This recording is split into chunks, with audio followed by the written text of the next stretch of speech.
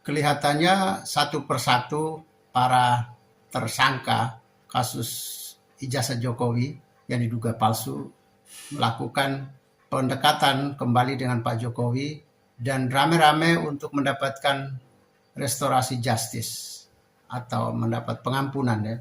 Dimulai dengan dari kloter 1 yaitu Damahari Lubis dan Egy Sujana beberapa bulan lalu sudah dapat RJ juga. Mereka sudah tidak lagi jadi terdakwa atau tersangka, sudah dihapus. Kemudian yang paling baru ini sekarang adalah Rismon Sianipar juga akan meminta atau sudah meminta restorasi justice juga, RJ juga. Yang menjadi pertanyaan kita adalah apakah kalau setiap para tersangka ini dari kloter 1 sampai kloter 2 semua meminta RJ pada Pak Jokowi, kemudian apakah mereka semua harus mendapatkan RJ atau kasus ini harus dibawa ke pengadilan? Semuanya punya kelebihan dan kekurangan ya. Jadi punya kelebihan yaitu semua kasus konflik atau semua kasus perkara tidak harus digelar di pengadilan, tidak harus menghadapi pengadilan, tidak harus disidang ya. Alangkah bagusnya penyelesaiannya di luar pengadilan.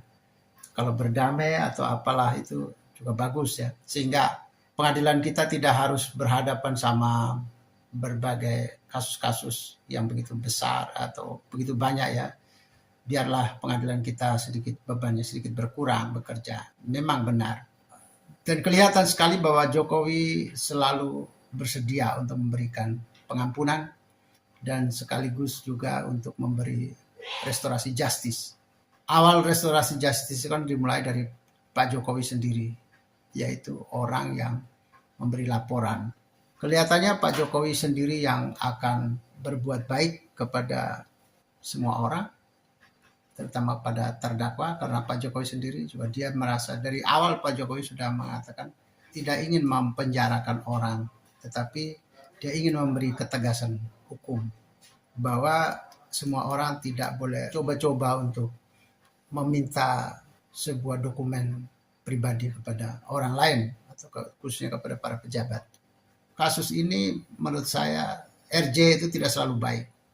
Bisa baik, bisa tidak baik. Baik karena dia memang membuat perdamaian lebih diutamakan daripada kasus hukum, daripada dibawa ke pengadilan, itu bagus. Sangat bagus. Tetapi kalau kasus ini tidak dibawa ke pengadilan, ini juga tidak bagus juga.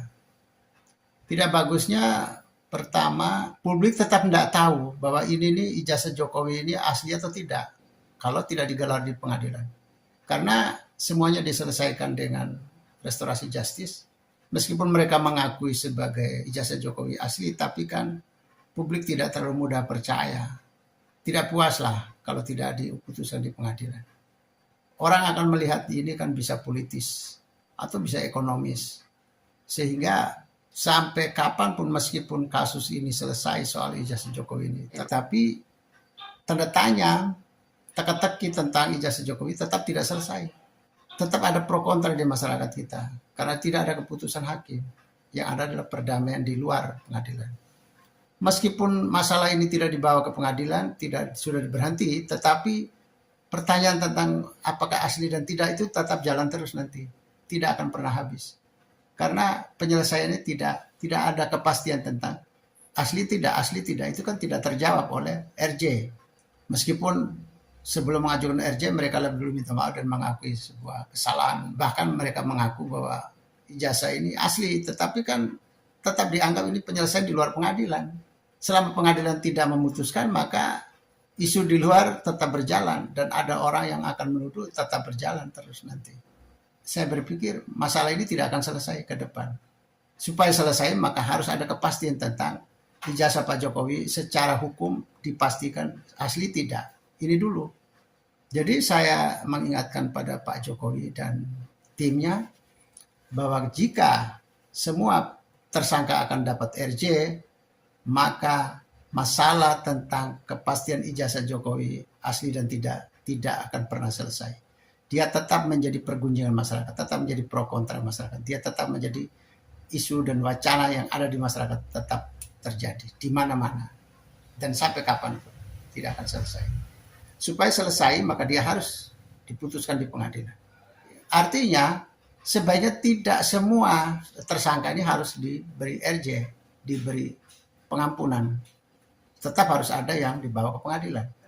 Yang kedua, nanti tidak akan ada kejeraan di dalam masyarakat kita.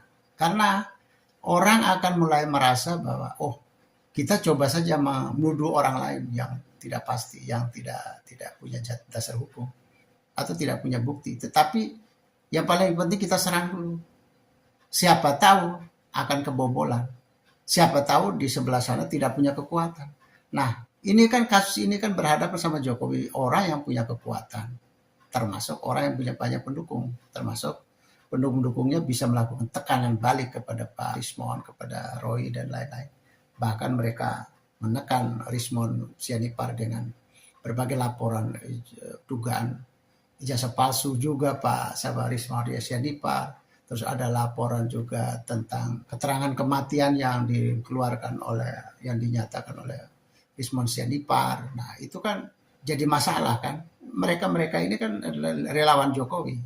Bahkan relawan Jokowi cukup agresif dalam hal melakukan serangan kepada Rismon. Baik berupa ungkapan-ungkapan di media massa, media sosial, maupun yang melapor ke polisi soal dugaan beberapa kejahatan yang dilakukan oleh Rismon Sianipar. Itu kan karena ada tekanan. Mereka kan bisa kalah. Kayak serangan balik yang begitu kuat, masif sekali. Sekarang pertanyaannya, kalau terjadi pada orang lain yang tidak punya sumber daya, tidak punya sumber daya massa pendukung, tidak punya sumber daya relawan, dan yang tidak punya massa keuangan, tidak punya massa relasi misalnya, maka yang seperti ini akan jadi sasaran empuk bagi orang-orang yang ingin melakukan coba-coba. Jadi kalau Pak Jokowi bukan siapa-siapa, bukan seorang mantan presiden, bukan seorang yang punya kekuatan, bukan seorang yang punya basis ekonomi cukup kuat, bukan orang yang punya basis jaringan kuat, maka kasus ini akan Jokowi bisa kebobolan ya. Jadi kalau semua orang harus dikasih RJ, maka ini akan presiden buruk bagi masyarakat kita bahwa oke, kita serang saja. Nanti kalau kita kepepet, kita minta RJ. Kalau kita kepepet, kita minta RJ. Tapi kalau kita tidak kepepet, serang jalan terus. Nah, bisa saja serangan orang ini bisa saja akan membawa korban sesungguhnya. Korban yang serius. Ini kan buruk juga. Jadi, saya berpikir bahwa Pak Jokowi memang Anda orang baik. Anda mau tunjukkan Anda punya kebaikan. Anda akan menunjukkan Anda punya bijaksana, sikap bijaksana. Oke, betul. Dengan cara memaafkan orang lain. Benar, bahkan dikasih RJ, benar juga. Tetapi efeknya sangat buruk. Pertama yang membuat Anda sendiri bahwa isu tentang pro kontra tentang ijazah palsu Jokowi ini tidak akan selesai sekarang. Tidak akan selesai. Dia akan berkepanjangan. Dan yang berikut adalah tidak akan ada efek jerah. Itu mesti ada orang yang akan melihat ini sebagai satu peluang baru, yaitu melakukan serangan-serangan tanpa bukti, tanpa perlu bukti.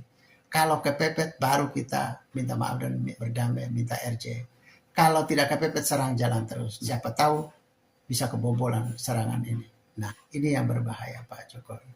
Saya pikir demokrasi atau perdamaian betul, tetapi butuh kejelasan. Butuh kepastian hukum. Butuh kepastian hasil ijazah Pak Jokowi, harus ada kepastian.